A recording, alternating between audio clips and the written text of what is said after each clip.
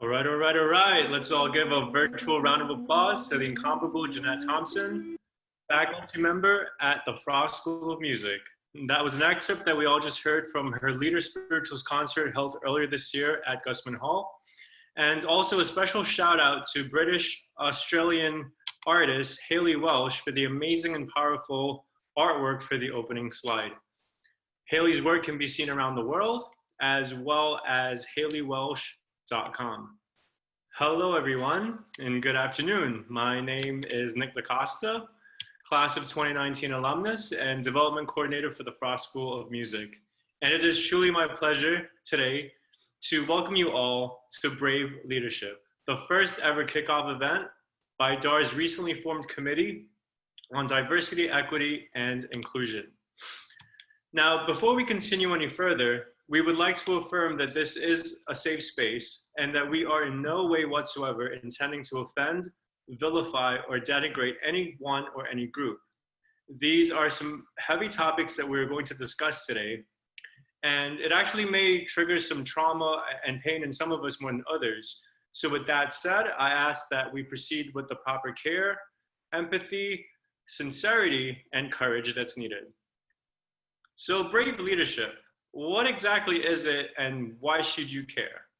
Well, in preparing for today's event, I asked my fellow committee members and colleagues what Brave Leadership under the context of diversity, equity, and inclusion means to them. And here are a few of their responses. Brave Leadership means committing to good trouble, using my privilege to stand up for those who don't have a voice or power, and exercising humility. Brave Leadership means leading with integrity and taking the road less traveled, extending grace to someone and being open to learning from their differing background, perspective, and experience. Brave Leadership means holding the hand of the person I love out in public, knowing well that at any given moment, I may have to fight to defend my life and my partner's life. And lastly, Brave Leadership requires that we take a step back from promoting our own self-interest, extend empathy towards others, and fiercely advocate for the voices and perspectives that are missing in the room. These are all, in fact, excellent examples of brave leadership, indeed. And for me, brave leadership means taking the time and energy that's needed to really hear what someone else is trying to communicate and then taking action. Furthermore, it's me standing in front of all of you today, helping to facilitate this very much needed and important conversation with hopes of reminding all of us of our humanity. Now, before I introduce my fellow committee member and colleague, I'd like to share a few Zoom logistics with you to ensure that we all get the best out of today's experience. We welcome your questions into the conversation, and we will do our very best to get through as many of them as we can.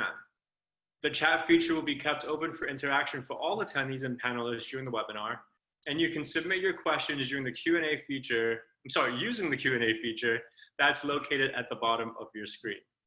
Now, without any further delay, I'd like to turn things over to Mr. Patrick Stewart, and he is the Executive Director of Development for the College of Arts and Sciences. Thank you very much, my brother Nick. I appreciate the kind words and the lovely opening. Before I begin, I would like to acknowledge Rachel for her contributions to the committee and the planning of this session. Unfortunately, she cannot be with us today, so we just wanted to let her know that we appreciate her ongoing efforts when it comes to supporting and encouraging everyone on the committee. As everyone knows, our division is charged with supporting and promoting the mission, purpose, and priorities of the University of Miami through fundraising and engagement.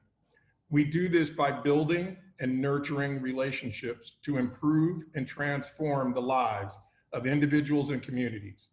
One of our core values of our university and our division is diversity, and we seek to create a division that is welcoming and supportive to everyone. Toward this end, our committee has decided to pursue 10 goals, which can be found on the intranet, and focus on the following 4 areas: education and training, fundraising and engagement, communication, leadership, and planning. We think by focusing on these 4 efforts and having very specific and measurable goals in each of these areas, we will be able to create a much more welcoming and productive environment for everyone within the division. With that said, I feel very grateful, as I know all of our other committee members do as well, to have Jarrett and the 2 representatives from UM, Dean Laura Cohn, Wood, and also Dr. King, graciously share their time, thoughts, and encouragement to everyone that's on this session. So with that said, I'd like to introduce our moderator, Mr. Jarrett Davis.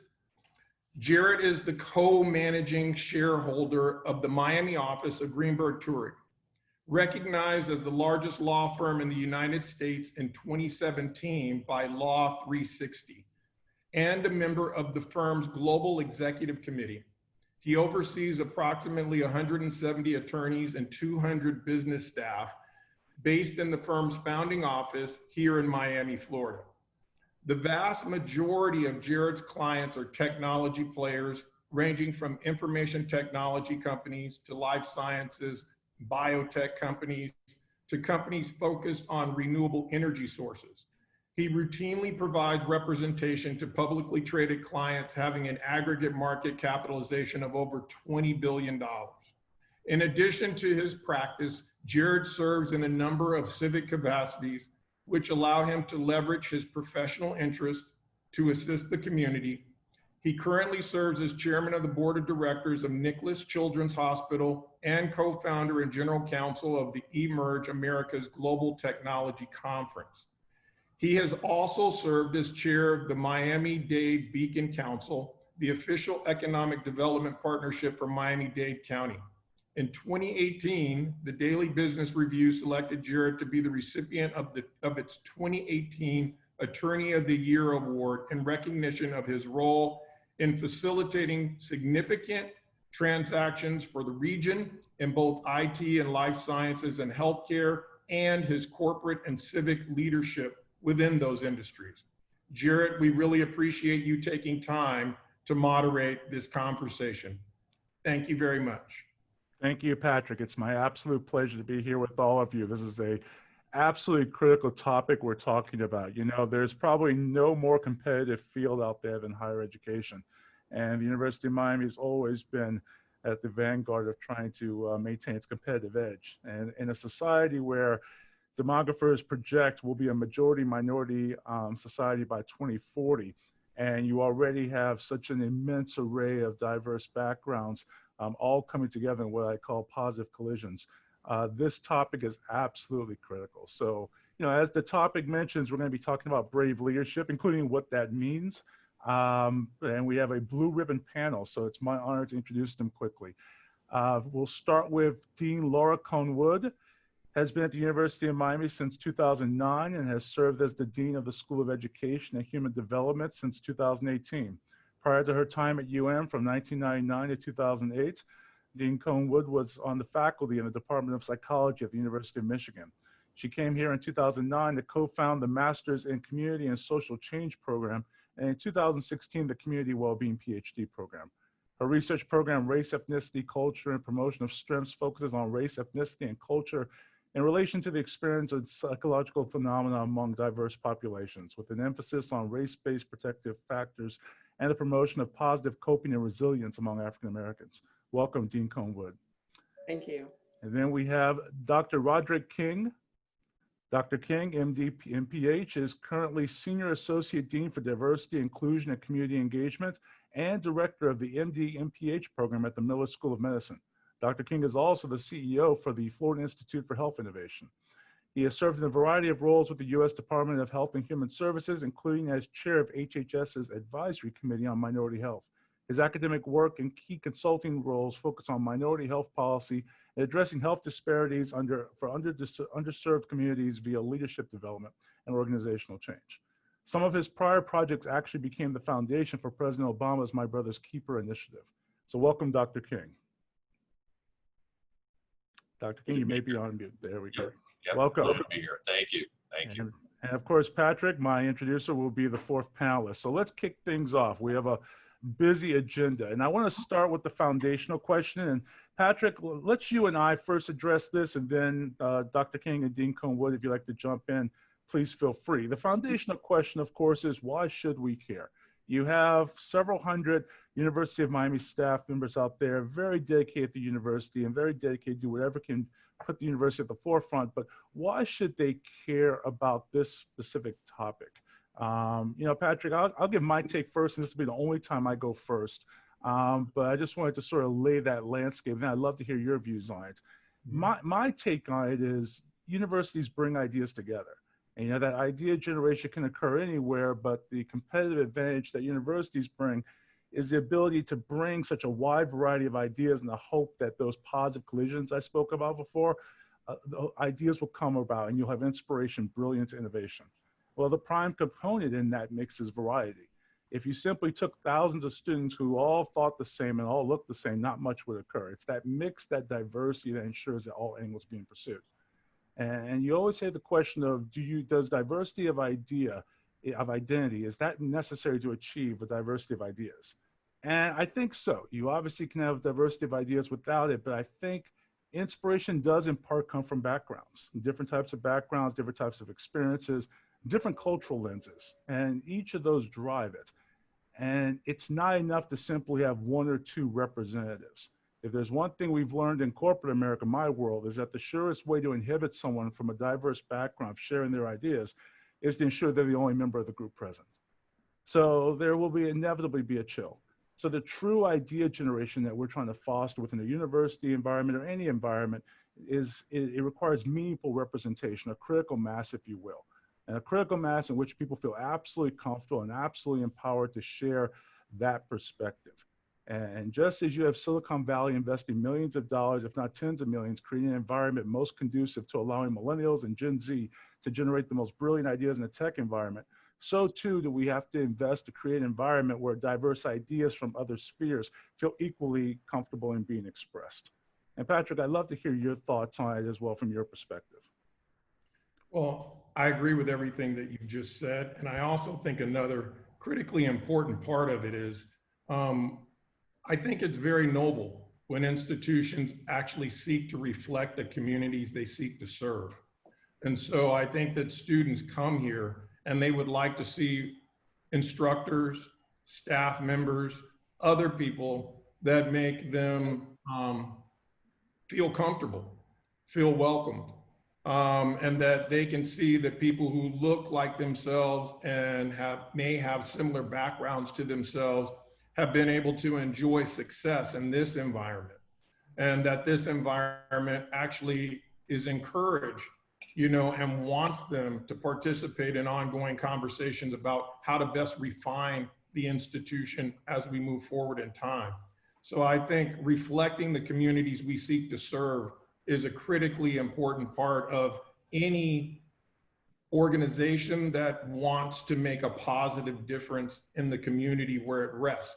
And so I think that that's a big part. I'd also just like to conclude by saying that, I think that that has been proven by nearly everyone now. Anderson Consulting, now Accenture, has also basically put out several reports saying that organizations are more productive and profitable when they have a diversity of opinions that go into problem solving. And so I think that it's a foregone conclusion that, if you can have a smart group of people from diverse backgrounds, it's beneficial to the organization. So that's why I think we all should care. We started a little bit earlier, and this is such a critical question. I want to make sure our other two panelists have a chance to chime in. Dean Cohn-Wood, this notion of creating an ideal and comfortable atmosphere so you can have as many points of view coming in. What are your thoughts on it? Yeah, I think, I started my career, actually my academic career, in an era of contestation. And by that, I mean, it was about 25 years ago, starting at the University of Michigan as a new professor, and some programs like affirmative action and other, what we used to call, more like multicultural education programs were under attack to some extent. And at that time, the argument that I think that you both touched on that sort of resonated with me, most cogently was an intellectual impetus for diversity. We, in universities, we don't produce widgets. We produce knowledge. We produce truth. We, develop creativity and innovation. And in order to do that, it's absolutely critical that people from, as you've said, diverse lived experiences, diversity of identities, et cetera, are engaged in that pursuit. I mean, it turns out that it's also good for producing widgets, apparently, for businesses. But for institutions of higher education, you're going to have a very limited truth, a limited set of knowledge that if you have a limited set of people pursuing that knowledge. Now, I always give two really quick examples because I think it helps concretize this idea of the intellectual impetus for diversity, equity, inclusion, even beyond the moral impetus and the demographic impetus. And so one is the fact that in around 1980, there was finally enough women who had achieved a PhD in physiology, social neurocognitive psychology, and related fields that they all were together in a lab at UCLA. So it was like the first time there was a lab completely of all women faculty. And, as you do in a lab, at least before we were all in virtual world, you sit around and talk about ideas and certain tenets of your field. And one of the things that people were talking about was fight or flight, and the fact that as from their lived experience, fight or flight, something we all learned is an autonomic nervous system response to a threat, just didn't ring true for them. And so they did an exhaustive review of the literature. They did some empirical work and found that, that behavioral response is somewhat dependent on hormonal substrates like, what's the thing you use, I don't know, Dr. King would know the answer. That are coursing through your body that are, part of a biological spectrum of physiology. And so they coined this term tend and befriend, with the idea that if you have more oxytocin, which is generally more common at the, female end of the sex spectrum, you're less, you don't necessarily fight or flight, but you tend to those that are vulnerable in your social network, and you befriend, you network with your social network in order to fend off a threat. And so, so I think that kind of is an example of how we were actually limited in our understanding of what happens with humans when faced with a threat. Another quick example is one from when I was an undergrad at Howard University, and an archaeologist named Dr. Blakey was telling us about a time that a group of bones was found off the coast of Virginia and gifted to the Smithsonian. And the Smithsonian was very curious about these bones, as archaeologists do, trying to figure out who were these people, what was their experience. And there was this curious feature at the end of the leg bone, the tibia or the fibia, again, I'm a psychologist, I don't know, that just they couldn't understand. Was it a unique form of rickets that only, affected the ankle bone? What was this? And so they called in an international panel of experts. Everyone looked at the bones, couldn't really figure it out. And they said, well, let's call Dr. Blakey, who's right down the road at Howard University, an African-American man, psychologist. He looked at the bones, in 2 seconds said, these were Africans in the Middle Passage. They were shackled at the ankles, and that's why you see this indentation. To him, it was like obvious. So those are just 2 examples, I think, from colleges, universities, the production of knowledge that we do in higher education that show that it requires a diversity of perspectives, as you both have already said. Perfect. Dr. King, thoughts on why we're here, why it matters? Why are we taking up an hour or hour and a half of these good people's time? Yeah, great question. I think my colleagues have hit on the high points. Just to kind of bring it home around the importance of diversity in terms of creativity and new knowledge. I mean, the business literature is full of examples of why diversity enhances not just your product lines and your revenue, but actually creates a more productive environment. And we can look back historically at things like the Harlem Renaissance and look at things like the Italian Renaissance. I mean, some of the most beautiful things of art and music that our country and our world has built upon came out of this intersection of diverse ideas coming together and forming something new. So the university is the ideal place. And so it's fueled by the diversity of the people to be able to create something new and innovation, as pointed out by Dean Cone Wood. I think the other piece, 2 points really quickly, and I think it's important to echo a really powerful statement from a mentor of mine is, the people we are the people we serve, right? Meaning that we as a university, all of us, are also the community. We're the same group of folks. And so we need to be able to connect to what's happening around our environment, around our institution. We can't isolate ourselves and say, okay, well, I'm only here to raise dollars for a new genetic study. We are part of this broader community. And so it is upon us to be able to understand historically, to connect with what's happening around us. And so diversity becomes part of our core values as who we are and the work that we do. I think that, the last point, just very briefly, is that, universities are going through a major metamorphosis right now with COVID and shutdowns and all this kinds of things. And what's going to come out of this is, what's the university of the future going to look like, right? And so there's this opportunity right now, as we speak, of trying to leverage the competitive or business advantage that we have. And one of the most clear things is not just the diversity of the city in South Florida, but particularly we are the gateway to the Caribbean and South America.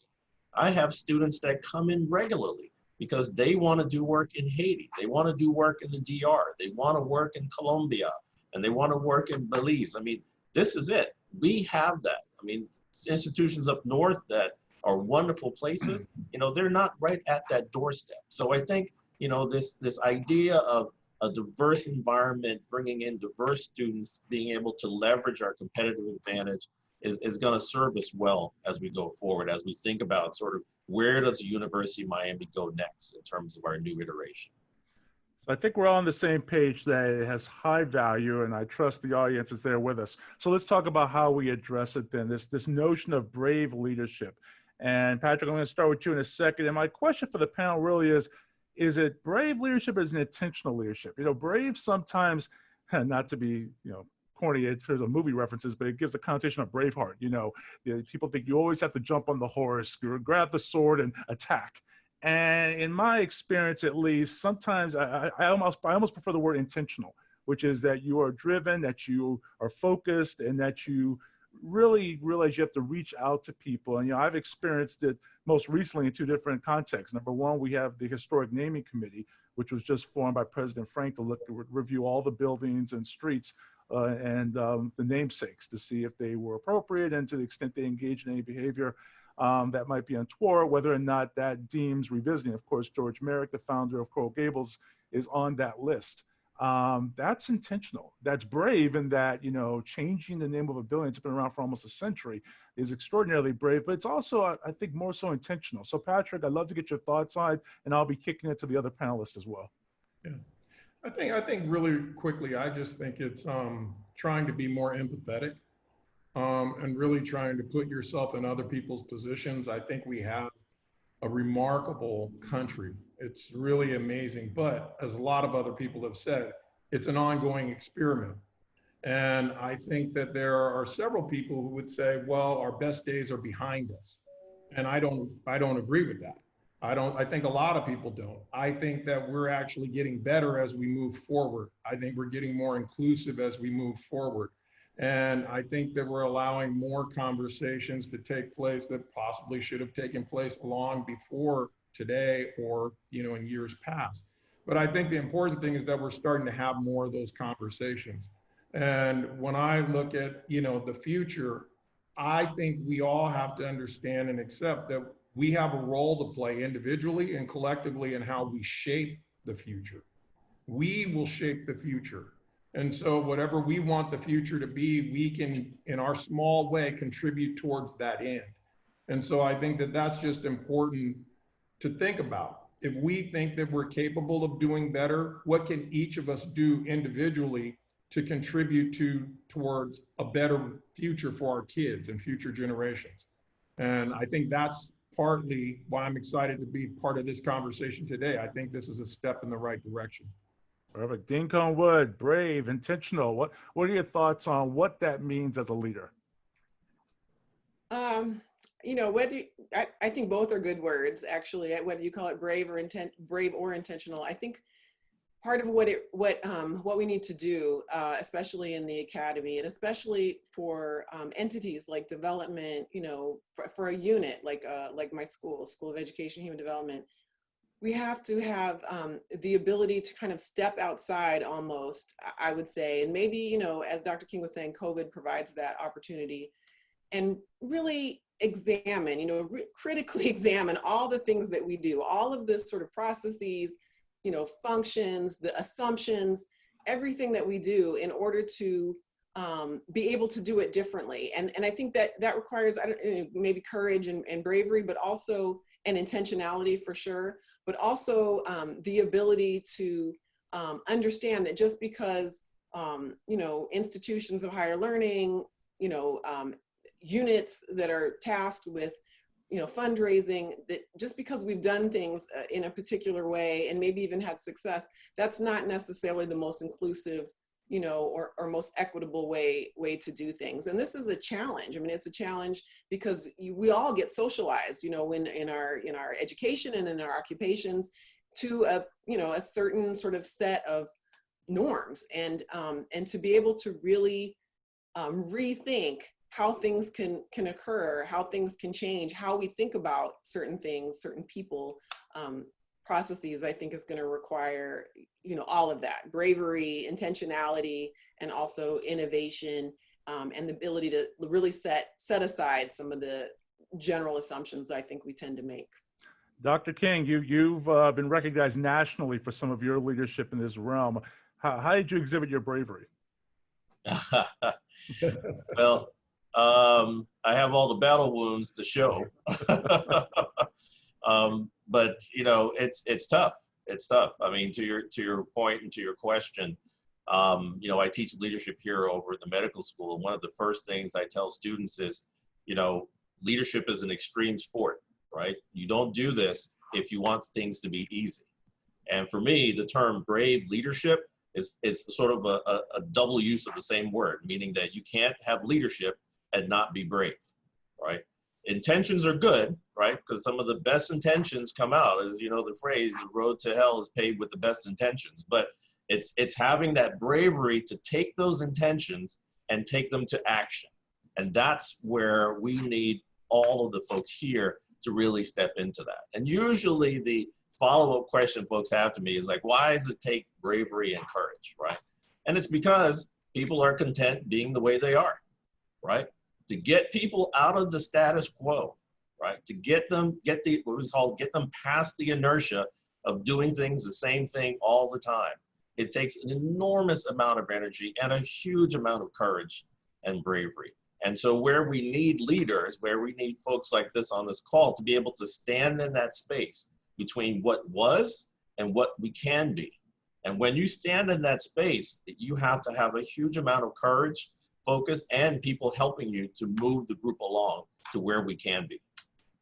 I'll tell you one trick I've learned in the many years in my world of trying to do work in this space is I try and personalize it to myself, because the most dangerous word in this area is you.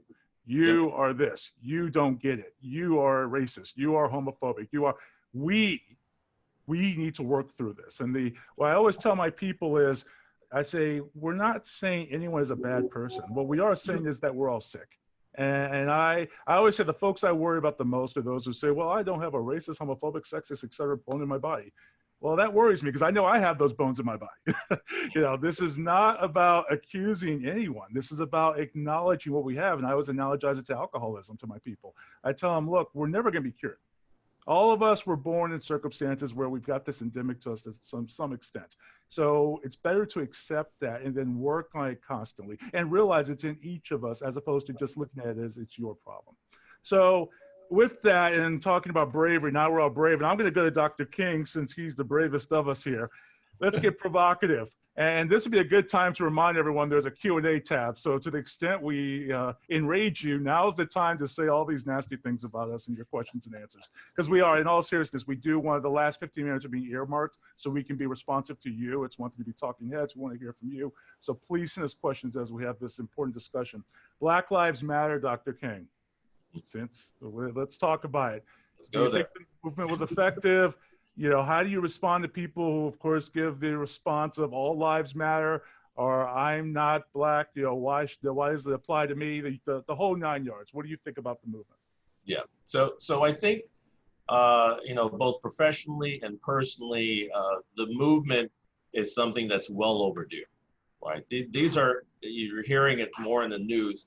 These are entrenched issues as a country we have never dealt with. And so the movement sort of represents us at a point of awakening of like, okay, guys, let's all talk about this. Let's talk about the true history that may be occurring. And so the movement is just a way for us to come together to start to at least discuss it, right? The example I give to a lot of folks is, if we truly committed as a country to get to that higher level, right? To be able to talk about the issues of slavery, we need a real truth and reconciliation process like they had in South Africa. I mean, South Africa went through this with apartheid, and they said, look, we just need to talk about both the good, the atrocities, the oppression, everything. And once we can, then we can begin to talk about where do we want to go. So I think the Black Lives Movement is a critical, important movement that's happening in our country right now. I do get often people say, well, blue lives matter and white lives matter. And I think, all people matter, and that's true. But the point of the Black Lives Matter is that there are segments of our society that are disproportionately treated in a different way, right? So sometimes when I'll talk to families or parents, I'll say, imagine if your daughter or your son went to a new school and that child, girl or boy, was treated differently. Now, all kids matter at the school, right? We want all kids to be healthy. We want all kids to learn. But is it really fair for your son or daughter to be treated differently by the way they look, whether they're too short, whether they're too tall, or if it happens to be the color of their skin? So I think, the reaction I have often interpreted when people say that all lives matter or blue lives matter is that, somehow it feels that because if we look at a certain population that the others don't count. And I don't think that's the case. I think it's more of a recognition that there is certain segments of our society, including specifically the Black population, that have been disproportionately treated differently. And that's not appropriate for us as a country. And how do we fix it? Patrick, language matters, and it seems like one of the utilities of Black Lives Matter is that it at least gave us a language that allows us to have these vitally important discussions. You know, language allows people to coalesce and come around a cause. What are your thoughts on Black Lives Matter? I just think, I think it's sad because I do feel like in a lot of ways, it's causing people to choose a side. And when I look at it, we're all members of the same human family. We all originated from the same continent.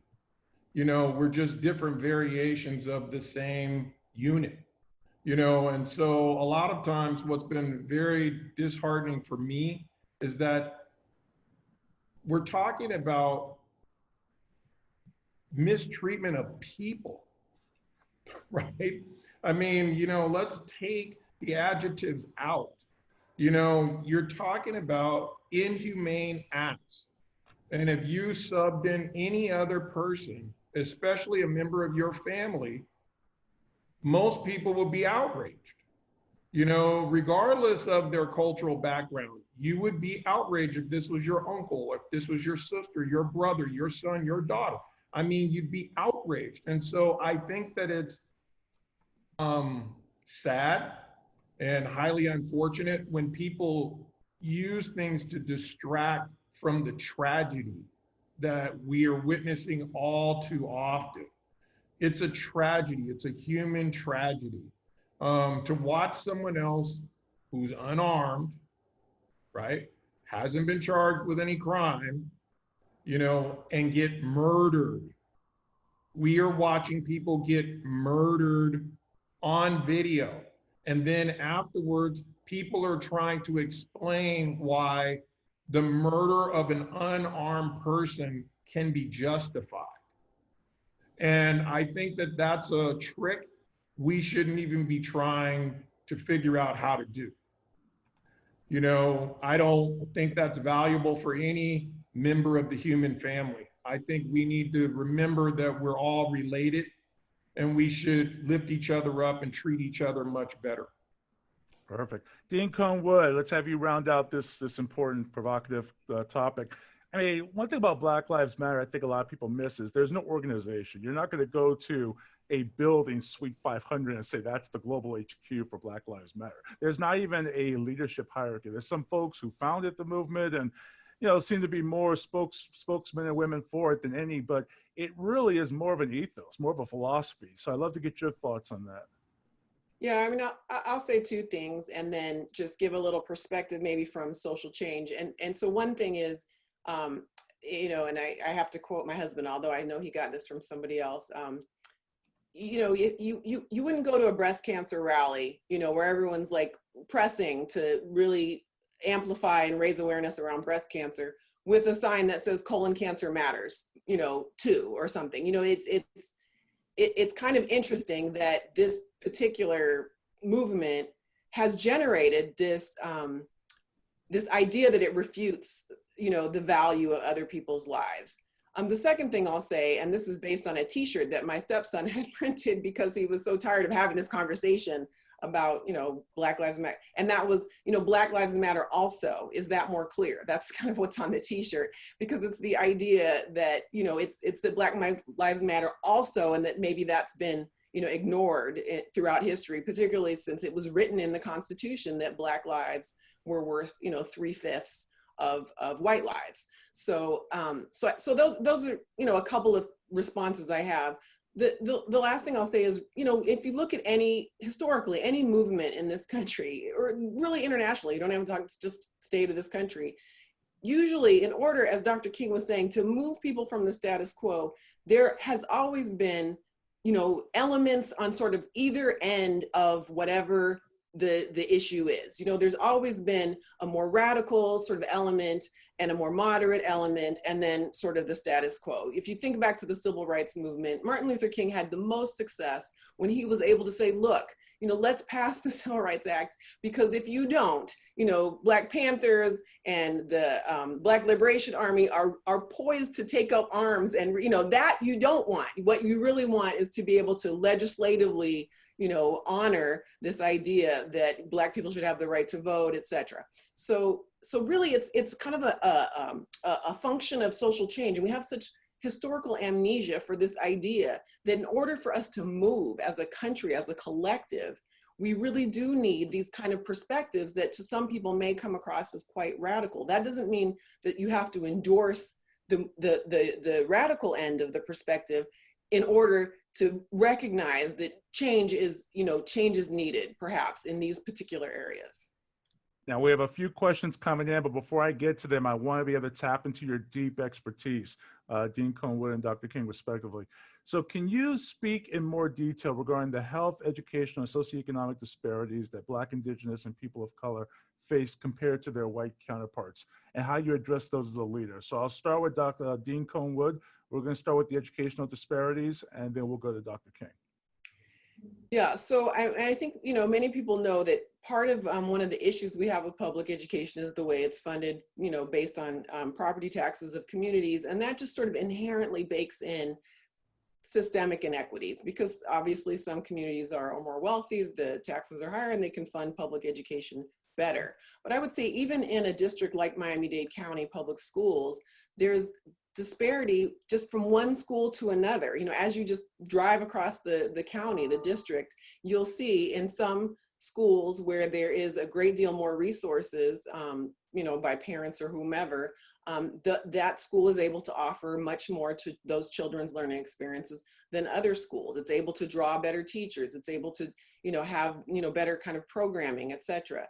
The kind of thing that I always give examples because I think it helps people sort of picture what I'm talking about. When I first moved here, I had a grant to do an after-school program at a school in Liberty City. And I remember a public school, Miami-Dade County Public School. And I remember one of the things that struck me about this school is that there was one piece of playground equipment at Lily C. Evans Elementary. This was back in 2009. And the children had to wait for 15-minute turn, sitting along the wall in the courtyard for their turn on this one piece of playground equipment.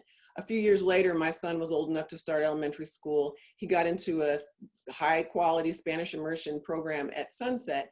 And I remember the first day of school going to the teacher introduction meeting, and she had a wish list. And on that wish list was things like a color printer and other, very expensive things. And the parents were killing themselves to raise their hand and say, I'll get the color printer, I'll get the this.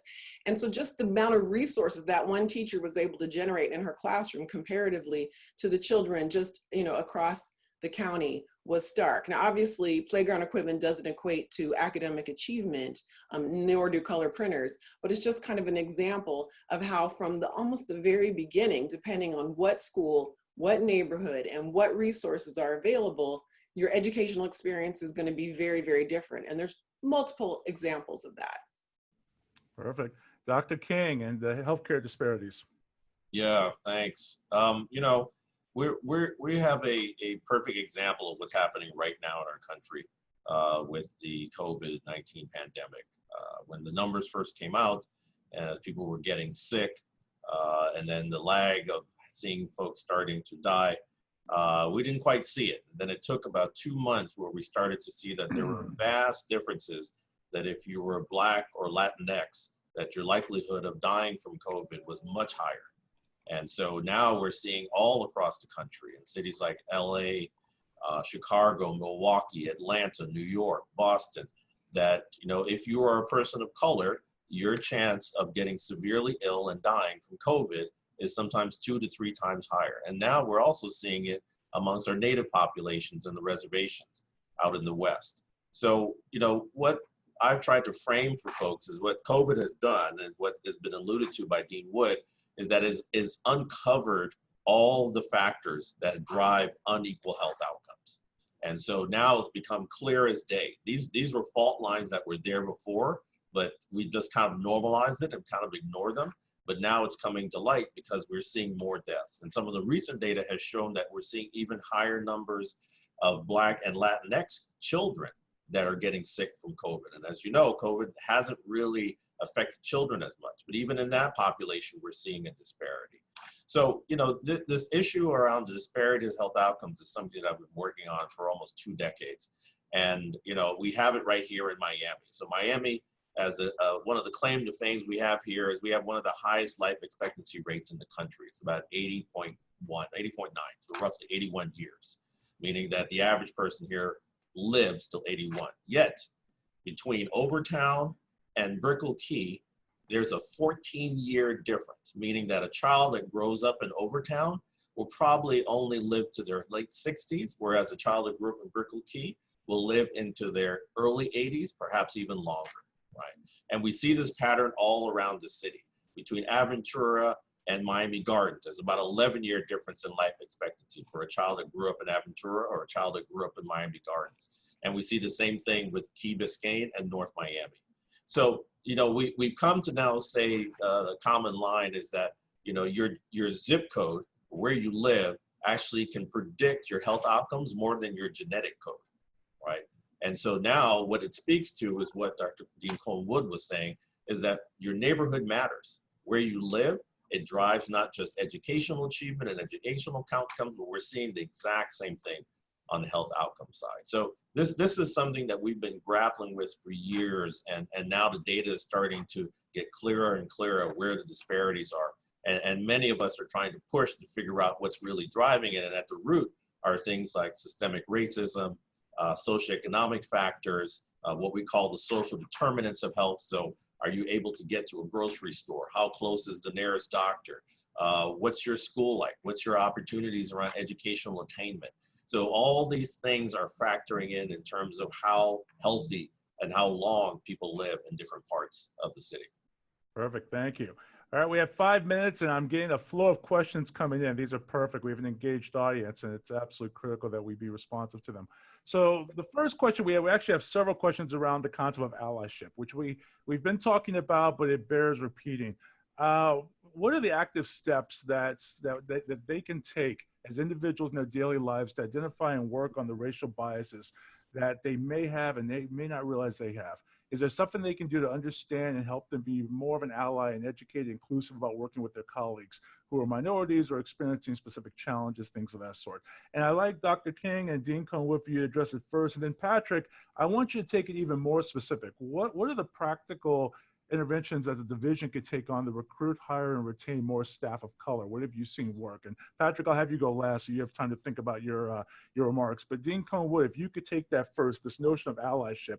You know, it's wonderful that they want that our audience wants to be supportive, wants to recognize the racial biases that are at play, and see how they can support. What are the tips you give there?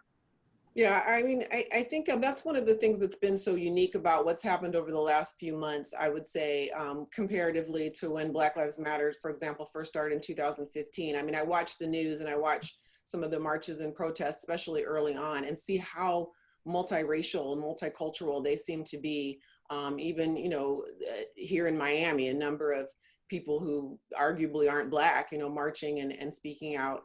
And that, you know, I vacillated when I saw that between almost like tears of joy in a way because of the allyship that people were demonstrating, and then almost a little bit of outrage that it really took, you know, these murders sort of in a row, Ahmaud Arbery, Breonna Taylor, and George Floyd, for people to say, oh, maybe, you know, maybe there is racism, because it's something, you know, that as a Black woman in the United States, you know, you live with your entire life. So there's kind of this interesting, you know, vortex of emotions. But you know, one thing I would say is there's both individual and collective actions I think that people can take. So on the individual level, having those brave or intentional conversations, you know, stopping people when they are, you know, acting in ways that do not represent diversity, equity, inclusion, questioning the way in which we do things, or the comments that are made, or the processes that we have that lead to these sort of systemic processes that mean that, you know, there's so few of us in our spaces, or, you know, with a voice, or, you know, with some power in the kinds of decisions that we make. But then there's also collective actions as well. And that to me is looking at some of the major policies that are being proposed and trying to think about where does my vote make a difference? Where do I want to put, my resources behind? How can I, generate some sort of collective action among those who I care about, or people that, are like-minded to try to really move the needle. So those are the kinds of ways in which I think, and both are important. I mean, one of the reasons why I helped bring intergroup dialogues to University of Miami, and by the way, we have U-Dialogue for faculty and staff, is so that people can have that kind of individual raising of awareness, discussions, conversations, uncomfortable conversations to try to really question themselves, as well as, understand from others some sort of shared perspective on a lot of these issues. Dr. King, your thoughts on allyship? How can we all generate greater allies? Well, the role of allies is critically important. And if we look back historically to even the civil rights movement, I mean, the progress we made in the 60s was because of allies. It wasn't just the Black population. I think, there are a couple of basic steps, and Dean Woods really encapsulated them well. The main thing is first educating oneself, right? We don't learn about Black history. We don't learn about the history of slavery. We don't even learn about how the transatlantic slave movement actually played out for the entire world. What some people forget is that the slaves and slavery that came to the United States was a tiny fraction compared to the slaves that went to the Caribbean and South America. That was in the millions. So there's a part of this where I want to encourage and invite people to learn and self-educate. And there's some great books out. You're probably seeing all of them floating around, things like How to Be an Anti-Racist and et cetera. I would encourage folks, even in just your privacy of your home, start reading and start trying to understand, right? If we took the issue of race off the table for 5 seconds and I said, hey, you know what? Let's learn about what it's like in France and what the French culture is like. The first thing we would do is go read about the history of France. You learn about the French Revolution, Bastille Day, learn about Paris, blah, blah, blah, and then we would go visit, right? It's no different when we're talking about the history of African Americans and Black Americans in this country. Go read about it, learn about it, start to appreciate it, and then you start to go out and explore and be part of it. And that's how you can do it. And it's right here. We've started trying to, now for the past 2 years, teach our own medical students just the history of segregation in Miami. I mean, they come here and spend 4 years and they have no idea about the Black history in Miami. So, and the students are loving it. So just this piece around education is key. And as Dean Wood has mentioned, finding others to talk to, conversations, because to be honest, Garrett, that's where the bravery comes in. It never ceases to amaze me how folks are just afraid to talk.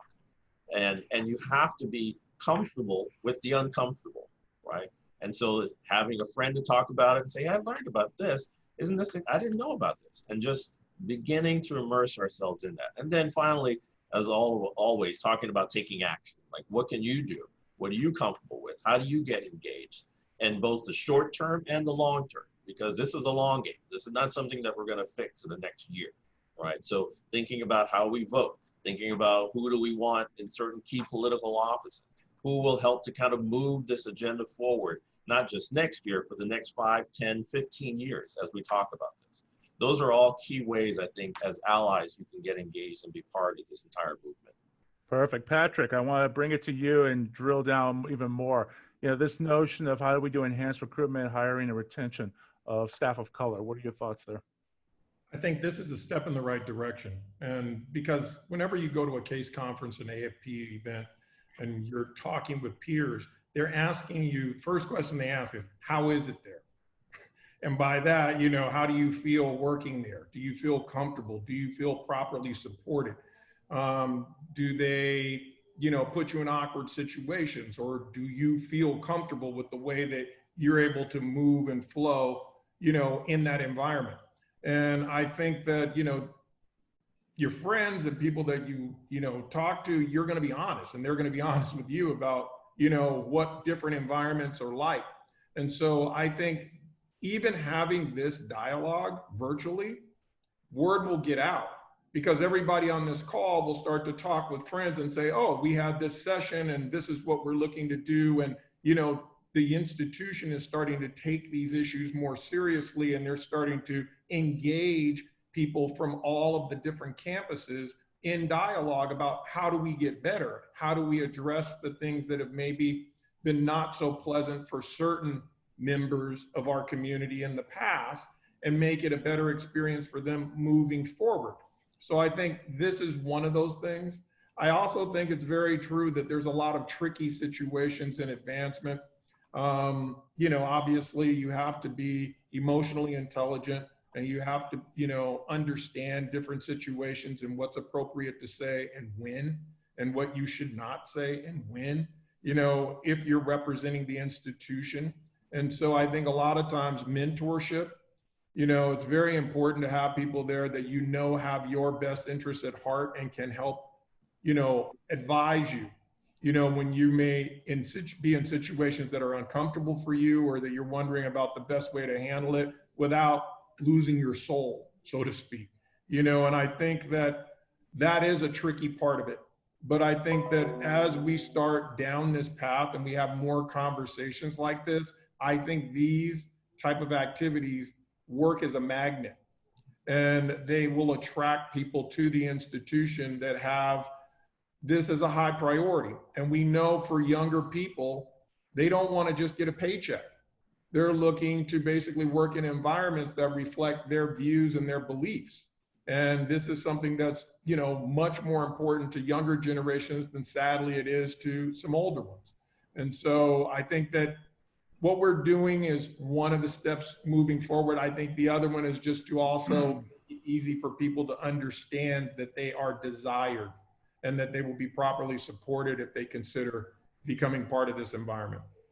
So we've got exactly 2 minutes left, and I'm going to do one final question. And I want both Dr. King and Dean Cohn-Wood to address it. And it's going to be sort of a lightning round since you only have 2 minutes. The same question for both of you. The question is in two parts, really. Number one, why do you think Miami is segregated somewhat as a community? And what's the first step? How do we start on breaking down the inequity of services in the education, healthcare arenas throughout our city? And I'll start with Dr. King on this one. Yeah.